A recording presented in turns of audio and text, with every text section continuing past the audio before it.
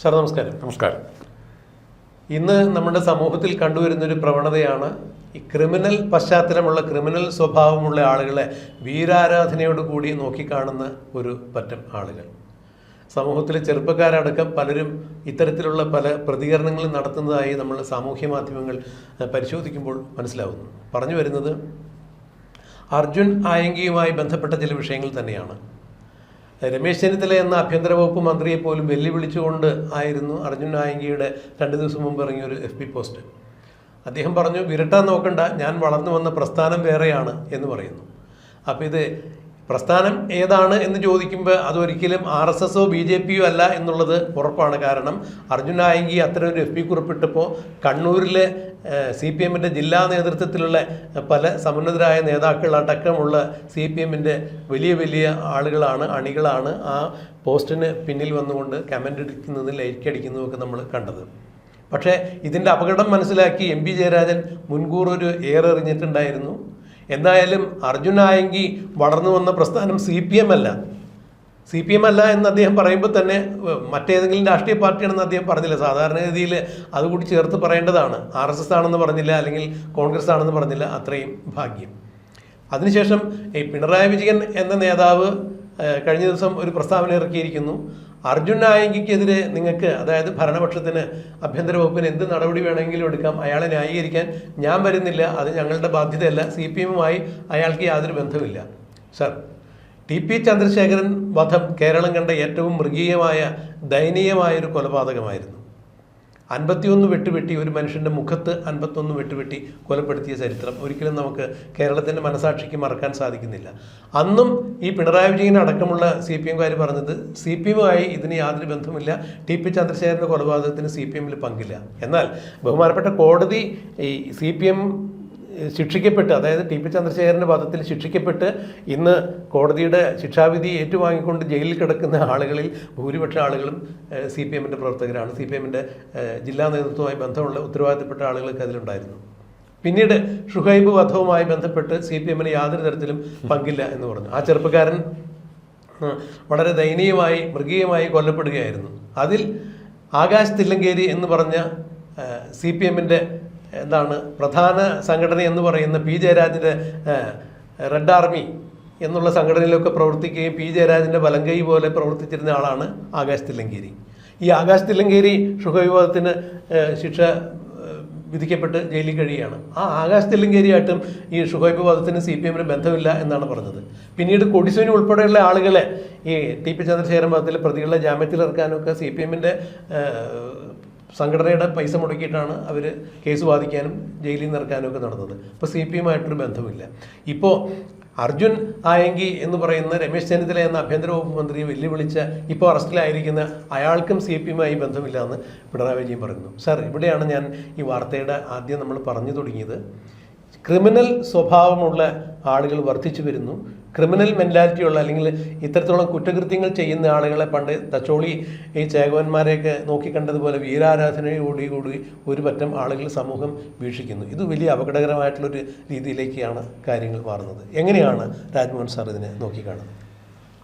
ഗുണ്ടാ രാഷ്ട്രീയം തുടങ്ങുന്നത് ചെറിയ അടിപിടി കേസുകളിൽ നിന്നാണ്. പിന്നീട് വളർന്ന് കൊലപാതകങ്ങളിലേക്കാവും. ഒറ്റയ്ക്ക് ചെയ്യാൻ പറ്റാതെ വരുമ്പോൾ സംഘടിച്ച് ചെയ്യാൻ തുടങ്ങും. പിന്നെ ഇവരെ നിയന്ത്രിക്കാൻ ആരും ഇല്ലാത്തൊരവസ്ഥ അവിടെ ഉണ്ടാകും. ഇവരോട് വിധേയപ്പെട്ടായിരിക്കും പല പാർട്ടികളും പ്രവർത്തിക്കുന്നത്. ഇവരുടെ സഹായം പല പാർട്ടികളും ഇലക്ഷൻ സമയത്തും അല്ലാത്തപ്പോഴും, കൊടി കെട്ടുമ്പോഴും ഓഫീസ് കെട്ടുമ്പോഴും എല്ലാം പ്രകടനത്തിനൊക്കെ ആവശ്യം വരും. അപ്പം രാഷ്ട്രീയ പാർട്ടികളും നേതാക്കന്മാർ ഇവരോട് വിധേയപ്പെട്ട് കഴിയുമ്പോൾ ഉറപ്പായിട്ടും ഇവരുടെ ശക്തി കൂടും.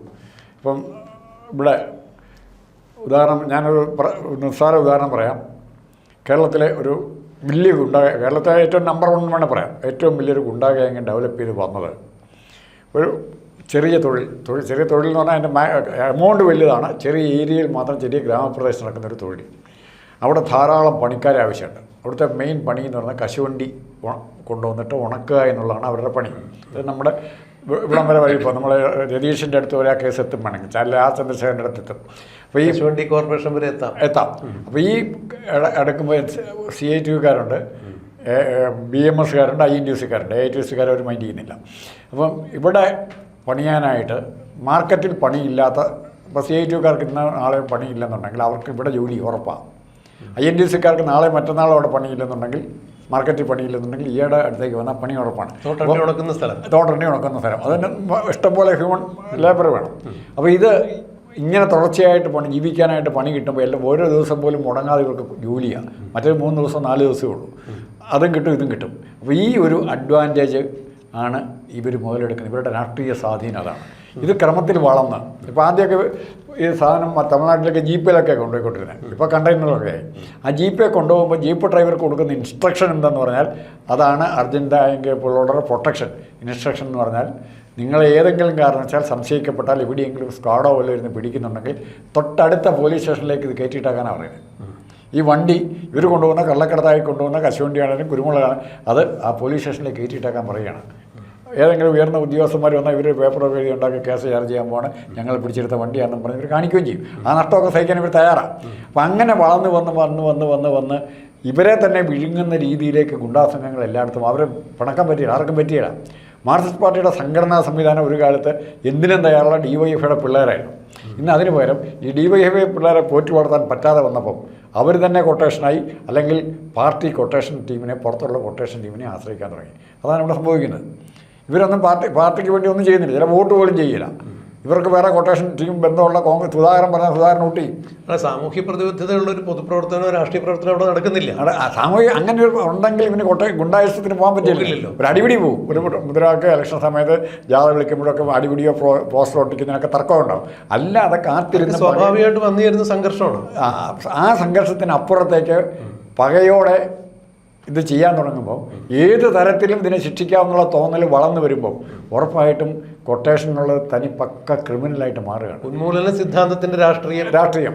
അപ്പോൾ ആ ക്രിമിനലായിട്ട് മാറുക എന്ന് പറഞ്ഞാൽ ആയെങ്കിൽ അങ്ങനെ ആക്കി എടുത്തു. ആയെങ്കിക്ക് പുറകോട്ട് പോകാൻ പറ്റിയില്ല. പിന്നെ രണ്ടാമത് CPM പോലുള്ള പാർട്ടികൾ ഇത് ഉപയോഗിക്കുന്നത് പാർട്ടിയായിട്ട് ബന്ധപ്പെട്ട 1 or 2 ക്രിമിനൽ കേസിൽപ്പെട്ട ആരെങ്കിലും തല്ലുകയോ കുത്തുകയോ വിട്ടുകയോ ചെയ്ത് ഒന്നും പറ്റിയില്ലെങ്കിൽ പോലും കേസായിപ്പോയി കഴിഞ്ഞാൽ പിന്നെ പാർട്ടിയെ ഇവരെ സംരക്ഷിക്കുന്നത്. കേസ് നടത്താൻ കാശ് വേണം, ഭക്ഷണം വേണം, വീട്ടിലെ ചിലവ് കൊടുക്കണം, അങ്ങനെ പല കാര്യങ്ങൾ. അപ്പോൾ ആ സംരക്ഷണം കിട്ടുന്നതോടുകൂടി ഇവൻ പാർട്ടിയുടെ അടിമയായി തീരും. അടുത്ത കേസ് ചെയ്യാൻ പറയുമ്പോൾ ചെയ്യാൻ നിർത്തിയില്ല. അല്ല സാറേ, ഇത് വളരെ പ്രസക്തമായൊരു കാര്യമാണ് സാറാ പറഞ്ഞത്. കാരണം ഈ TP ചന്ദ്രശേഖരൻ വധത്തിലേക്ക് തന്നെ നമ്മൾ മടങ്ങി വന്നു കഴിഞ്ഞാൽ TP ചന്ദ്രശേഖരൻ വധത്തിലെ പ്രതികളെ പിടിച്ചു കൊടിസുനി അടക്കമുള്ള ആളുകൾ ജയിലിലായി കഴിഞ്ഞപ്പോൾ അതിൻ്റെ 2 ദിവസം കഴിഞ്ഞ് അന്ന് CPMൻ്റെ സംസ്ഥാന സെക്രട്ടറി ആയിരുന്നു എന്നാണ് എൻ്റെ ഓർമ്മ, കോടിയേരി ബാലകൃഷ്ണൻ അന്ന് കൊടിസുനി അടക്കമുള്ള ആളുകൾ ജയിലിൽ സന്ദർശിച്ചിട്ടുണ്ടായിരുന്നു. CPMുമായി ഈ കൊലപാതകത്തിന് യാതൊരു ബന്ധമില്ല എന്ന് പറയുമ്പോൾ CPMൻ്റെ സമുന്നതനായ നേതാവ് കോടിയേരി ബാലകൃഷ്ണൻ കൊടിസുനി അടക്കമുള്ള TP ചന്ദ്രശേഖരൻ വധക്കേസിലെ പ്രതികളെ ജയിലിൽ പോയി കാണുന്നു എന്ന് പറയുമ്പോൾ അവർ തമ്മിലുള്ള അവിശുദ്ധമായ ബന്ധത്തിന് ഒരാളുടെ പേര് കൂട്ടി പറയാം, PP ദിവ്യ സ്വീകരിച്ചെന്തിനാ? അതെ. ഇപ്പോൾ വിവാദ നായിക PK ശ്യാമള അടക്കമുള്ള ആളുകളാണ് അവിടെ ചെന്നിട്ടുണ്ടായിരുന്നത്.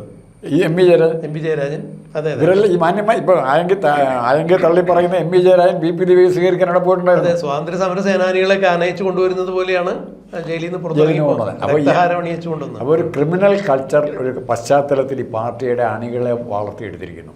അവരെ നിയന്ത്രിക്കണമെങ്കിൽ ശക്തമായ പോലീസ് നടപടി കൊണ്ടേ സാധിക്കുള്ളൂ. പോലീസിനെ വെല്ലുവിളിക്കുന്ന രാഷ്ട്രീയത്തെ പ്രോത്സാഹിപ്പിക്കാൻ അത്രയും നല്ല പോലീസുകാർ പോക്കുത്തരം ചെയ്യും. ചില സമയത്ത് വെല്ലുവിളിക്കേണ്ടി വരും, ചില സമയത്ത് പറ്റുമെങ്കിൽ 2 അടി കൊടുത്താലും കുഴപ്പമില്ല. പക്ഷെ മറിച്ച് ഇവിടെ ഇപ്പോൾ പോലീസിനെ വെല്ലുവിളിക്കാനുള്ള ധൈര്യം കൊടുത്തത് ഈ കഴിഞ്ഞ 10 വർഷം അംഗൻവാടിയിലെ SFIക്കാർ പിള്ളേരെ എടുത്തിട്ട് അടിച്ചാൽ പോലും മാനപ്പോ എന്ന് പറഞ്ഞ് വളരെ തലോടി പോകുന്ന കുറേ പോലീസ് ഉദ്യോഗസ്ഥന്മാർ നമ്മുടെ ഡിപ്പാർട്ട്മെൻറ്റിലുണ്ട്. അവരെങ്ങനെ ഇവിടെ കയറിക്കൊണ്ടിട്ടുണ്ട്, അവരെ അവിഹിതമായ സ്വാധീനങ്ങൾ ഉണ്ടാക്കുന്നുണ്ട്. വ്യക്തിപരമായി അവർക്ക് സാമ്പത്തികമായിട്ടും ട്രാൻസ്ഫറിൻ്റെ കാര്യത്തിലൊക്കെ നേട്ടം ഉണ്ടാകുന്നുണ്ട്. പക്ഷേ അവർ പക്ക മാർക്സിസ്റ്റ് പാർട്ടിയുടെ ക്രിമിനലുകളുടെ അടിമയായി മാറിയിട്ട്, ഗവൺമെൻറ്റിൻ്റെ അല്ല ക്രിമിനലുകളുടെ അടിമയായി മാറിയെന്ന് പറഞ്ഞുകൊണ്ട് എനിക്ക് നിർത്താൻ പറ്റും. ചുവപ്പുവൽക്കരിക്കപ്പെട്ട ഒരു വിഭാഗം ആളുകൾ സേനയിൽ കടന്നുകൂടിയിട്ടുണ്ട് എന്ന് വേണം അതിൽ നിന്ന് മനസ്സിലാക്കാൻ. അപ്പോൾ അവരുടെ പ്രവർത്തനങ്ങൾക്ക് വശംബദ്ധരായിക്കൊണ്ട് ഇത്തരത്തോളം ക്രിമിനലുകൾ സംരക്ഷിക്കപ്പെടുന്നു, അല്ലെങ്കിൽ ക്രിമിനലുകൾക്ക് ഇല്ലാത്ത ഒരു പ്രതിച്ഛായ നൽകുന്നു. നേരത്തെ നമ്മൾ പറഞ്ഞതുപോലെ ഇവർക്കൊക്കെ ഒരു വീരപരിവേഷം, വീരാരാധനയോടുകൂടി സമൂഹത്തിൽ ഒരു പറ്റ ആളുകളെങ്കിലും ഇവർ നോക്കിക്കാണുന്നു. ഇവരെ ഉപയോഗിക്കാമെന്നുള്ള കൃത്യമായ കാര്യം മനസ്സിലാക്കിക്കൊണ്ട് ഇവരെ ഉപയോഗിക്കേണ്ടതായ പാർട്ടിക്കാരും ഇവർക്ക് വേണ്ടി കൂടി അല്ല. ഒരു പെണ്ണായ ഞാനും വിറയ്ക്കുന്നില്ലല്ലോ, എന്താ നീ ഉണ്ണിയാർ ചോദിക്കുന്നില്ല, അതുപോലെ കുഞ്ഞിരാമനോട് ചോദിക്കുന്ന പോലെ BP ദിവ്യ ഇവരോടൊക്കെ ചോദിക്കുക, ഞാൻ പേടിക്കുന്നില്ല, പിന്നെ നിങ്ങൾക്ക് എന്നാ പേടി എന്നാണ് ചോദിക്കുന്നത് MP ജയരാജനോടൊക്കെ. ഇറങ്ങി വരാതിരിക്കാൻ പറ്റുമോ? അതെ, അല്ല ഇവിടെ ഈ എന്താണ് സമവായത്തിൻ്റെ അല്ലെങ്കിൽ സമന്വയത്തിൻ്റെ രാഷ്ട്രീയം ഇല്ലാതായിക്കൊണ്ടിരിക്കുന്നു. പകരം കയ്യൂക്കിൻ്റെയും അതുപോലെ തന്നെ മുട്ടാളത്തരത്തിൻ്റെയും ഗുണ്ടായുസത്തിൻ്റെയൊക്കെ രാഷ്ട്രീയം അരങ്ങുവാഴുന്ന ഒരു കാലഘട്ടത്തിൽ ഇതുപോലുള്ള ക്രിമിനലുകൾ ഉദയം ചെയ്തില്ലെങ്കിലേ അതിശയപ്പെടേണ്ടതുള്ളൂ.